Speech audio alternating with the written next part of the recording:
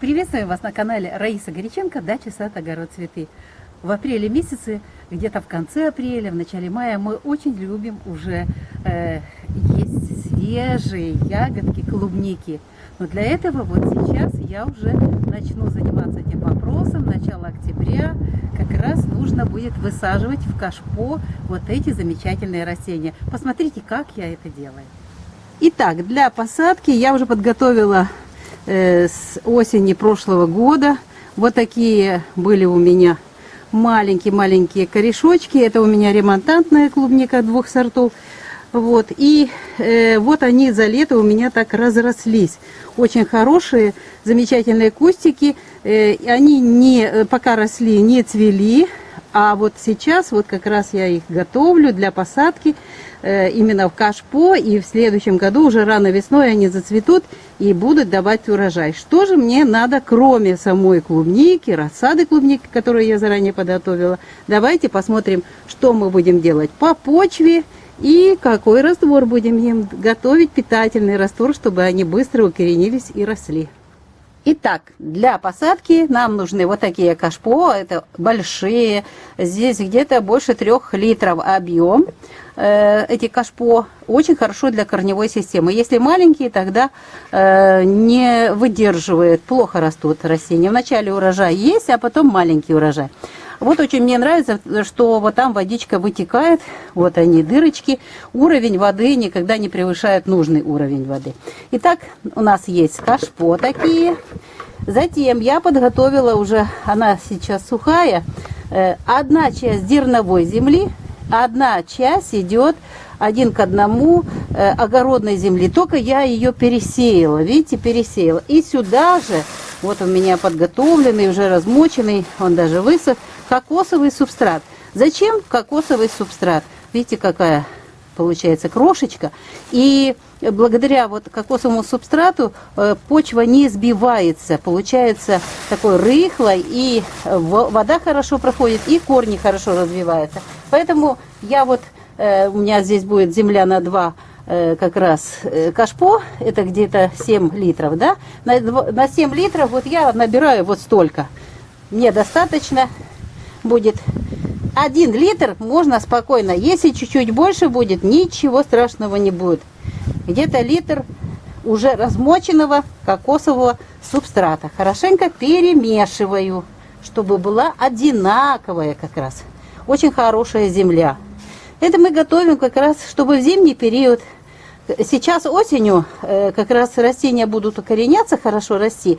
А уже в зимний период растения будут набирать силу и формировать уже плодовые почечки. Но для того, чтобы очень хороший урожай был, и он долго, клубника долго плодоносила, я в прошлом году только весной уже, в феврале, не весной, в конце зимы, использовала рыбную и мясокостную муку и чуть-чуть кормовых дрожжей. В этом году нету сейчас как раз именно отдельно, но зато продают вот такие ветаптека. Здесь есть и кормовые дрожжи, здесь есть рыбная мука. Запах такой, сейчас может быть кот прийти и забирать у меня.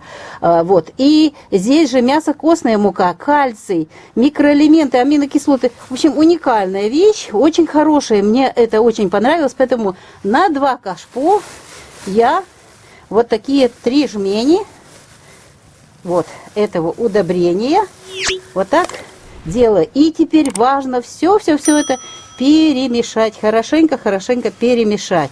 Вот это удобрение будет служить очень долго нашим растениям. Практически весь сезон следующий, 2020 года, вот это удобрение будет как раз хорошим кормлением. Это долгоиграющее, долгое удобрение, питательные вещества не сразу как раз идут на то, чтобы кормить наши клубнички, наши растения, которые мы хотим вот заранее получить урожай. Итак, набираю. Теперь уже этого никаких, я внизу ничего не добавляю. Видите, у меня здесь получается и кокосик, и удобрение. Вся площадь питания как раз предназначена для того, чтобы корни могли взять нужные нужную еду и есть. Ну а сейчас перейдем к следующему этапу. У нас почва подготовлена, подготовлен кашпо, ну а сейчас питательный, такой секретный и очень хороший раствор, который мы сейчас приготовим с вами.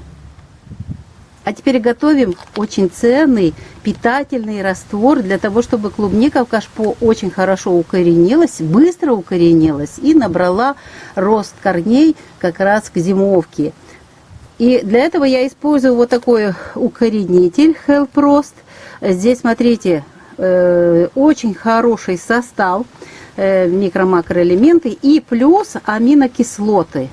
Очень хорошо. Калий 2О, медь, бор, магний и цинк. Очень хорошие, хорошие пакеты, готовое жидкое как раз удобрение. Поэтому я на 10 литров разрезаю вот, и выливаю вот эту жидкость, вот это удобрение.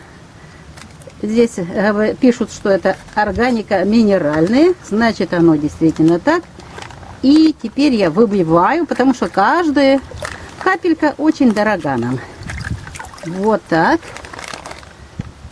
Но это еще не все. Кроме этого, вот смотрите, очень хорошая вещь. Нам нужно, чтобы клубника не болела корневыми заболеваниями, чтобы не было никаких корневых гнилей. Ну и в то же время здесь тоже фитоспорин К. Это открытие у меня в этом году.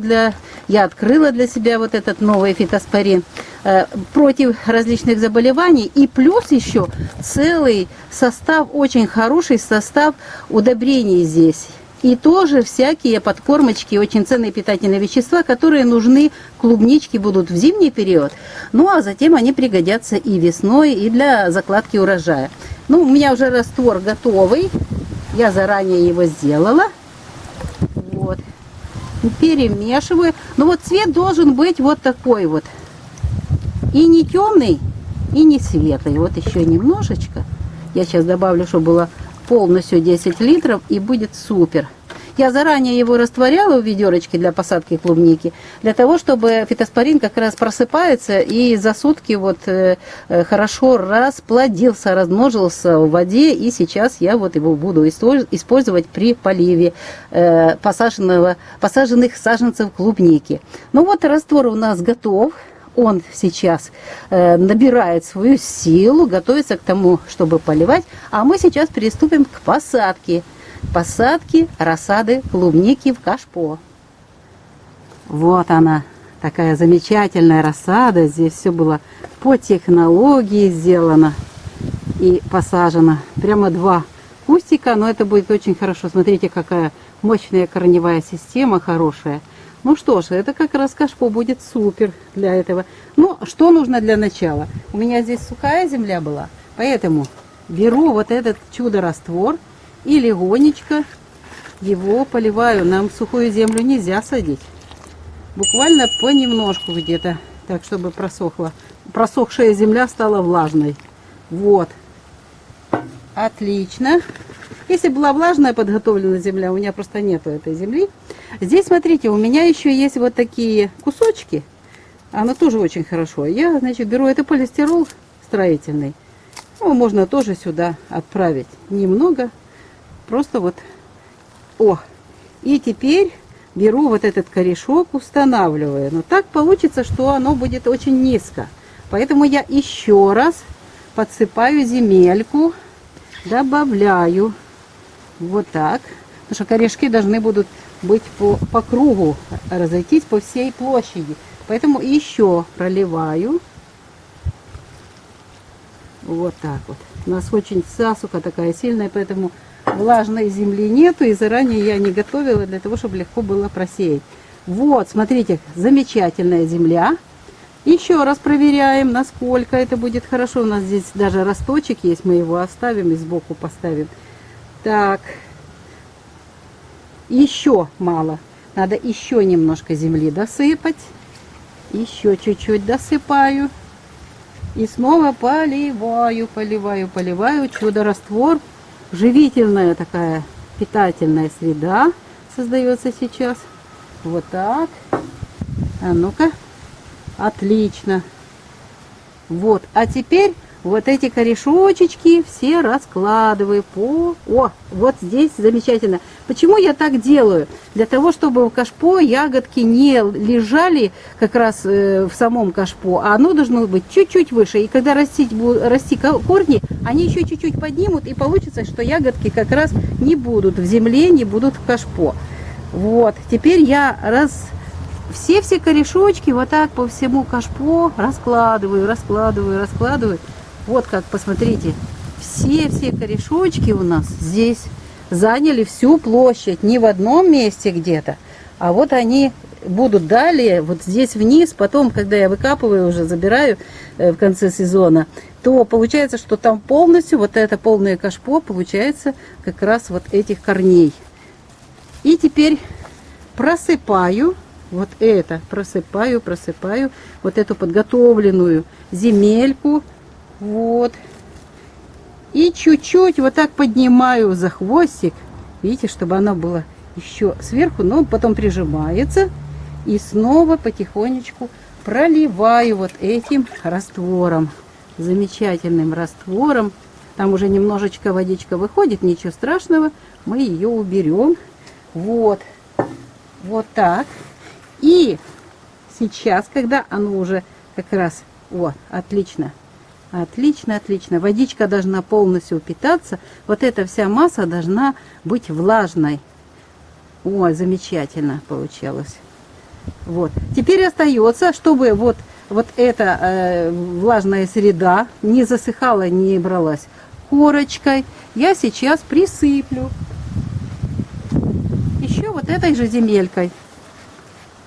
Чуть-чуть буквально, по чуть-чуть. Вот. И еще я обещала сказать, куда я его дену. Вот видите, такой росточек маленький. Вот. Я его вот здесь сбоку посажу. И бывает очень даже красивый кустик. С одной стороны ягодки, а здесь будут ягодки прямо вниз как раз падать. Ну вот таким образом у нас посажена клубничка. Вот эта клубничка, которая как раз будет уже цвести у нас. Во-первых, перед морозами будет заноситься в теплицу, а затем она уже будет зимовать тоже в теплице. Будем прикрывать ее, а весной рано она уже будет цвести. Здесь будут хорошие цветоносы такие.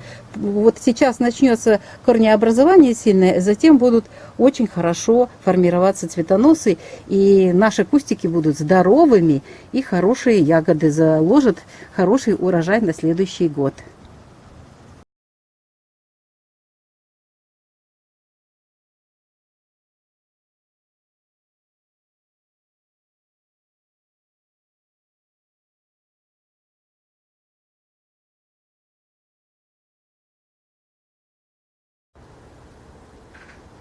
Ну вот, клубника и посажена. Остается ее занести, когда уже будут морозы, в теплицу. Ну а пока она будет на улице, здесь, под солнышком, иногда будем мы при необходимости поливать. И все, вот этот весь уход в зимний период. Тема завершена. На этом у меня сегодня все. Прощаюсь с вами до следующего видео. Подписывайтесь, лайкайте, комментируйте. Желаю вам всего доброго. До новых встреч в новых видео.